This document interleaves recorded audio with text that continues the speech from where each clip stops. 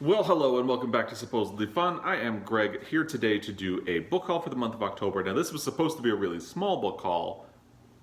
It grew into a fairly sizable one just yesterday, in fact.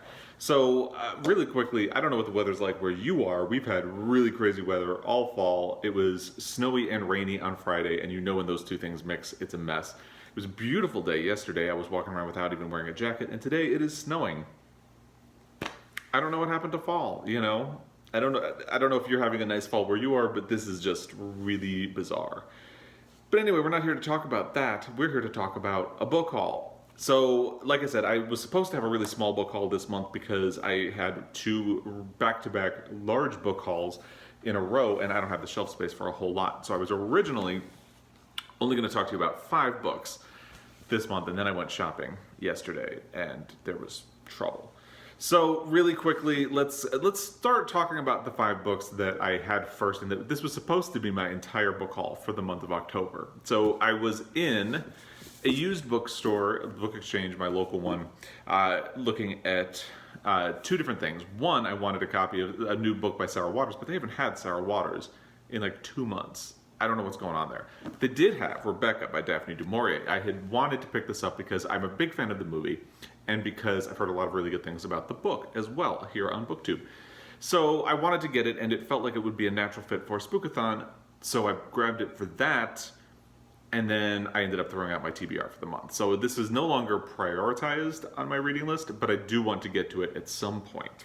Now, if you're unfamiliar with Rebecca, it's the story of an unnamed wife who moves into the home of her new husband, who she actually doesn't really know him very well. And she immediately finds herself in the shadow of his mysterious first wife, who was named Rebecca. And there's a creepy housekeeper. There are all these secrets that she's trying to uncover. The movie is wonderful. It was directed by Hitchcock, and I've heard such good things about the book. Now, one thing I want to do in this one that's a little different is, instead of just telling you about the book, I'm going to read the first sentence, and this one has an iconic first sentence. Last night I dreamt I went to Manderley again. Manderley, of course, being the name of the house that she is moving into. I believe she's telling the story from, it looks like she's telling the story from the future in the book. So, you know, it's funny because I always say I'm looking forward to getting into this, and I really am looking forward to getting into this, but the funny thing about book hauls is that I've brought so many books into my library that I have no idea when I'm going to get to anything, but I do really want to get to this. While I was browsing for that, I noticed in E.M. Forster that I haven't read, The Longest Journey. Now, if you have followed along at all, you know that E.M. Forster is my favorite author. Now, there is no plot description on the back of this book, or even in the front, but I know I like E.M. Forster, so I'm going to go along with it. And so, the first sentence, "The cow is there," said Ansel, lighting a match and holding it out over the carpet. Weird way to start, but I'm sure it picks up from there. And then the other 3 books that I was going to, that were going to cap out my book haul, were books that I got from Book of the Month Club for this month. So I went a little nuts and did 3. And I almost wish I had done 4, because they had a book by Ruta Sepetys that I really thought about, and I went with this one instead. And then since I made my choice, I've seen so many good things about Ruta Sepetys, I hope I'm saying that right, online. And I think it was The Fountains of Silence was that book, and I kind of wish I had gone with that one instead. But this sounds like a really fun, quirky book, so I am excited about it. So in Nothing to See Here, Lillian and Madison were unlikely roommates and yet inseparable friends at their boarding school. But then Lillian had to leave the school unexpectedly in the wake of a scandal, and they've barely spoken since. Until now, more than 10 years later, when Lillian gets a letter from Madison pleading for her help. Madison's twin stepkids are moving in with her family, and she wants Lillian to be their caretaker. However, there's a catch. The twins spontaneously combust when they get agitated, flames igniting from their skin in a startling but beautiful way. Lillian is convinced Madison is pulling her leg, but it's the truth. Thinking of her dead-end life at home, the life that has consistently disappointed her, Lillian figures she has nothing to lose. Over the course of one humid, demanding summer, Lillian and the twins learn to trust one another and stay cool, while also staying out of the way of Madison's buttoned-up politician husband. Surprised by her own ingenuity, yet unused to this intense feelings of protectiveness she feels for them, Lillian ultimately begins to accept that she needs these strange children as much as they need her, urgently and fiercely.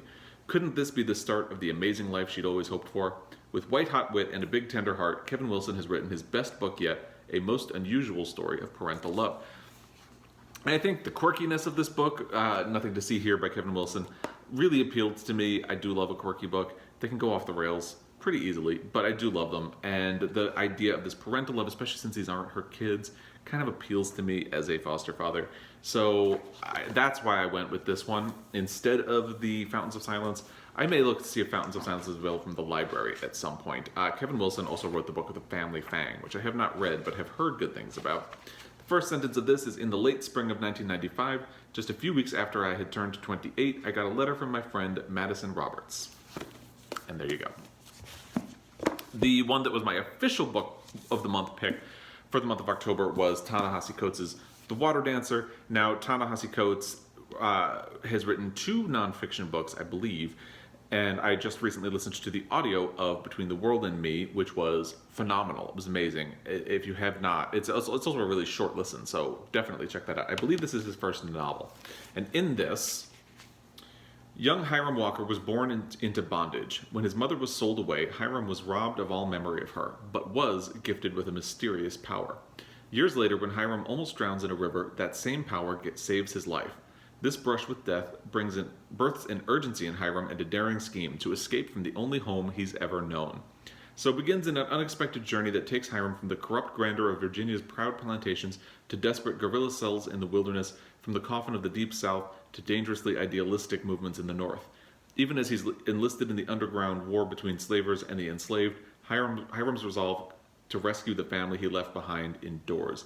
This is the dramatic story of an atrocity inflicted on generations of women, men, and children, the violent and capricious separation of families, and the war they waged to simply make lives with the people they loved. Sounds like this is going to be a tremendous book. I'm very much looking forward to this. And the first sentence is, if I can get to it, and I could only have seen her there on the stone bridge, a dancer wreathed in ghostly blue, because that was the way they would have taken her back when I was young, back when the Virginia earth was still red as brick and red with life, and though there were other bridges spanning the River Goose, they would have bound her and brought her across this one, because this was the bridge that fed into the turnpike that twisted its way through the green hills and down the valley before bending in one direction, and that direction was south. So there you go. That first sentence was an entire paragraph, so you get a little bit more of a sense. And the third book I picked from Book of the Month was Imaginary Friend by Stephen Chbosky. Now, he is mostly known for having written The Perks of Being a Wallflower, which I read at the perfect age and therefore loved. I have not read since. I probably wouldn't enjoy it as much now since I'm 37 and not 17. This is a proper chunkster of a book, and it is a very big departure from Perks of Being a Wallflower, because basically single mother Kate is on the run, determined to improve her life for herself and her son Christopher. She flees an abusive relationship in the middle of the night with her child. Together they find themselves drawn to the tight-knit community of Mill Grove, Pennsylvania. It's as far off the beaten track as they can get, just one highway in and one highway out. At first it seems like the perfect place to finally settle down. Then Christopher vanishes. For 6 long days no one can find him, until Christopher emerges from the woods at the edge of town, unharmed but not unchanged. He returns with a voice in his head only he can hear, with a mission only he can complete: build a treehouse in the woods by Christmas, or his mother and everyone in the town will never be the same again. So this seems like a perfect creepy kind of read for the Halloween area. I'm not going to be able to fit it in at this time, but I figure it'll probably be good as well in winter, so I'm just going to hold on to it. First sentence is, don't leave the street. There you go. I'm only doing the first sentence, so I can't go any further than that. So that's what my book haul was supposed to be. Then I went shopping yesterday. Well, I went to the so first things first, I had a book that from the library that became available. It is Me by Elton John. This is Elton John's autobiography about his life. I saw the movie Rocket Man earlier this year, and I just think I love the music of Elton John. I love his AIDS Foundation, which he started, and I love a lot about his story, so I'm really interested to hear it from him himself. And very much looking forward to this. Since I'm not really doing TBR for the month of November. I'm not going to plan like nonfiction November or novellas in November. I'm not, but it just so happens I got a nonfiction book from the library, so this is going to be a perfect fit for one of those things which will be going on. First sentence: I was on stage at the Latino Club in South Shields when I realized I couldn't take it anymore. And the reason I went to my local bookstore was that Find Me by Andre Asselman, the sequel to Call Me By Your Name, came in and I had to go pick it up. I mean, I had to because I love Call Me By Your Name. I absolutely love it. So in this, Elio's father, Samuel, is on a trip from Florence to Rome to visit his son, who has become a gifted classical pianist. A chance encounter on the train upends Samuel's plans and changes his life forever.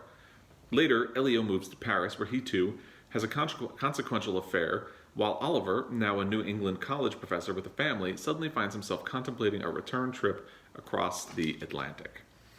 I've heard mixed things in the reviews leading up to it. I'm still going to try it for myself. Like I said, I love Call Me By Your Name, which, if you are unfamiliar, is the story set in the 80s where a grad student comes to stay with a professor for the summer, and over the course of the summer, the grad student and the son of that professor fall in love and begin an affair. Now, I'm also torn by the idea that does Call Me By Your Name need a sequel? But I am actually interested in this case, at least, with following along with where these characters go. And the first sentence is, why so glum? It also has a really pretty cover, I think. So, while we were there, I got sucked into a couple of other things. I was there with my foster son, and I told him he was allowed to pick a book. He pointed at a $50 art book, and I asked him to please choose again, and I would remember that art book. So he chose Sad Animal Facts by Brooke Barker. And you can see right away there's a fact on the cover: cats can't taste sweet things. Moose eat for 8 hours a day. Sea turtles never meet their moms. Well, that's sad. Burrowing owls laugh when they're afraid. So while I was making dinner last night, he was reading all of these to me. And it's funny that it's sad animal facts, and they are kind of sad, but they're also kind of fun and interesting. My sister was telling me this morning that Brooke Barker also has a really fun Instagram page. So I'm going to have to check that out as well. I'm going to keep that separate from mine because it's his. Now, while I was there, I decided to pick up a copy of A Ladder to the Sky by John Boyne because they don't have it at the used bookstore near me. So basically, this is something I purchased because I did love The Heart's Invisible Furies. It was my favorite book of the year in which it was published. So I've always wanted to read another book by John Boyne. This seems like a good excuse because this just won the first BookTube prize.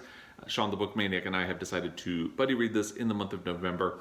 I had started this book last year, did not get very far. I think I only got maybe 15 or 20 pages in.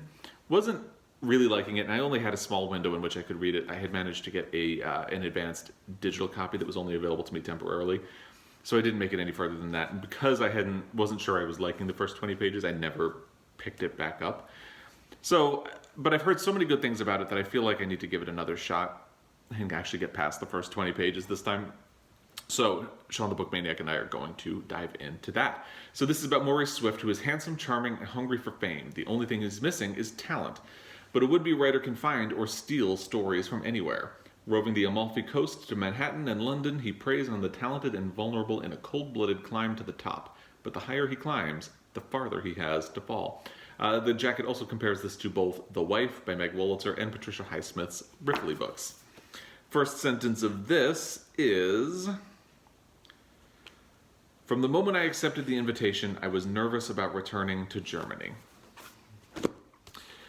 And while I was there, so when I went to the library to pick up the Elton John book, I had to return Duck's Newburyport because I've had it for 3 weeks. It was a week overdue, and I hadn't made it anywhere past the first 75 pages. I still want to read it. I was enjoying the first 75 pages. I just have been reading too many things at once. So, BookTube, you are both bad for my wallet and for making me read more than one. I don't usually read more than one thing at a time, and I'm making a mess of everything. So, I figured what I would do is just purchase it, and that way I could take my time, get to it when I want to, and at the pace I want to, without worrying about the people who are behind me on the hold list at the library. And, I can just go from there. And also, I was thinking about it, and because this is from a small press publisher, and which has been a big consideration. They wrote an article, an op-ed, responding to the Booker situation, and because they are a small press and they really did take a wild gamble on Lucy Ellman and this kind of book, and I wanted to make sure I supported them. I wanted to make sure I supported them and this type of publishing because it is audacious to put a book like this size of this, out on the market. And I feel like if I want to see more like that, I have to support that audacity of both Lucy Ellman and the publisher. So there is a short first sentence that I can read. Famously, this book is over 1,000 pages and only, I think, 8 sentences long. It only contains 8 sentences, but the first one is really short. When you are all sinew, struggle, and solitude, your young, being soft, plump, vulnerable, may remind you of prey. That's Duck's Newburyport, and now I own a copy, so I can get to it whenever I want. And the last thing was something I almost didn't buy, but I was looking at, and then the person who was working in the store came and talked to me about it, and the more she talked about it, the more sold I was. It is Belonging by Nora Krug. A German reckons with history and home. This is a graphic memoir, and it is laid out really interestingly. It has a lot of mixed media inside.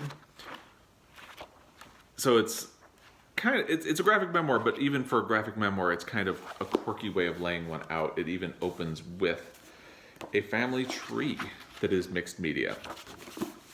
So the thing that really got me was that the bookseller who was working compared this to Tibui's, oh God, what is it called?